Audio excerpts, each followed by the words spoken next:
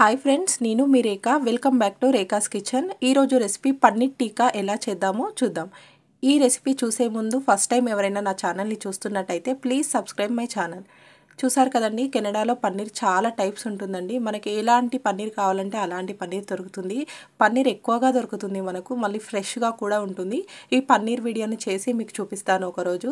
చూసారు కదండి, ఇలా బౌల్ని పెట్టుకొని 2 టేబుల్ స్పూన్ల పెరుగుని తీసుకోండి. అలాగే 1 టేబుల్ స్పూన్ కారం, 1/2 tablespoon garam masala, 1/2 tablespoon పసుపు, 1 tablespoon salt, 1 tablespoon chaat masala, అలాగే 1 టేబుల్ స్పూన్ అల్లం వెల్లుల్లి పేస్ట్ని వేసుకొని బాగా కలుపుకోండి. అలాగే 2 టేబుల్ స్పూన్స్ ఆయిల్ని వేసుకోండి. చూడండి, ఇలా 2 టేబుల్ స్పూన్స్ ఆయిల్ని వేసుకోండి. అలాగే 2 టేబుల్ స్పూన్ల బేసన్ని కూడా వేసుకోండి. చూసారు కదండి, ఇలా 2 టేబుల్ స్పూన్స్ బేసన్ని వేసుకొని బాగా మిక్స్ అయ్యేలాగా కలుపుకోవాలి. చూసారు కదా, ఇలా 2 టేబుల్ స్పూన్ బేసన్ని వేసుకొని ఇలా బాగా కలిసేలాగా కలుపుకోవాలి. కొంచెం గట్టిగా ఉంది అనిపిస్తే 2 టేబుల్ స్పూన్స్ వాటర్ని వేసుకొని సాఫ్ట్గా అయ్యే వరకు కలుపుకోండి. చూసారు కదండి, ఇలా తిప్పుతూ కలుపుకుంటే ఈజీగా కలిసిపోతుంది. ఇలా మొత్తం బాగా కలిసేలాగా కలుపుతూ మిక్స్ చేసుకోండి. చూసారు కదా, అలాగే కొంచెం కొత్తిమీరని వేసుకొని ఈ మసాలాలోనే వేసి మిక్స్ చేసుకోండి.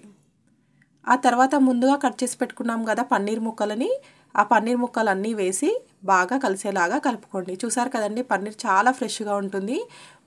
ఇలా పన్నీర్ని కొంచెం పెద్ద సైజులో వేసుకోవాలి. ఇది పన్నీర్ టిక్కా కదండి, కొంచెం పెద్ద సైజులో ఉంటే టేస్ట్ చాలా బాగుంటుంది.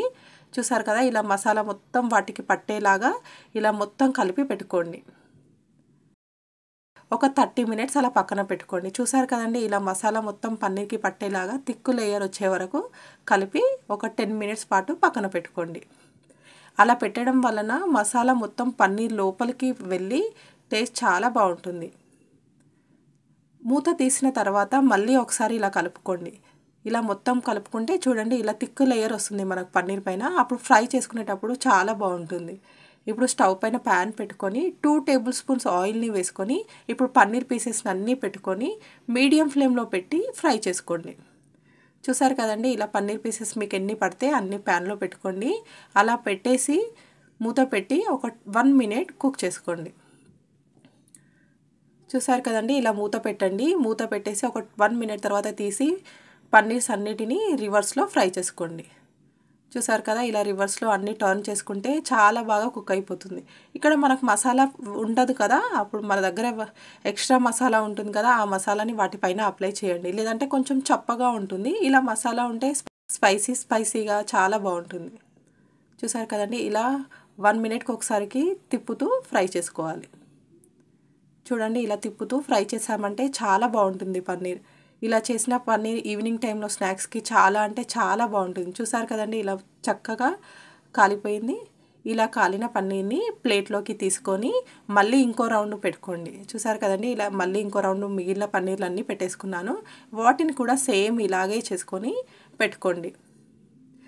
ఇలా చేసిన పన్నీర్ పిల్లలు చాలా ఇష్టంగా తింటారండి. ఈవినింగ్ టైంలో మీ పిల్లలు ఏదైనా డిఫరెంట్గా స్నాక్స్ అడుగుతున్నారా, అయితే ఇలా ఒక 10 మినిట్స్లో రెడీ అయిపోతుందండి. ఇది చేయడం ఈజీ ప్రాసెస్, చాలా తక్కువ టైంలో ఈజీగా స్నాక్స్ తినేయచ్చు. చూసారు కదండి, ఇంతకుముందు కలుపుకున్న బౌల్లోకి కొంచెం ఆనియన్స్ని పెద్ద పెద్ద సైజులో కట్ చేసుకొని ఇలా వేసుకొని కలుపుకోండి. ఇలా వేసి కలుపుకొని స్టవ్ పైన ప్యాన్ పెట్టాం కదా, మళ్ళీ సెకండ్ రౌండ్ అన్నీ తీసుకొని ఇలా ప్లేట్లో పెట్టేసుకోండి.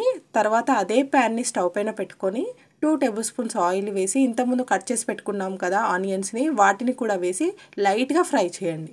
ఎక్కువసేపు అవసరం లేదండి, ఒక 1 మినిట్ అలా ఫ్రై చేయండి అంతే. కొంచెం కొత్తిమీర కూడా వేసి ఇలా 1 మినిట్ ఫ్రై చేశారంటే ఆనియన్ ఫ్రై అయిపోతుంది.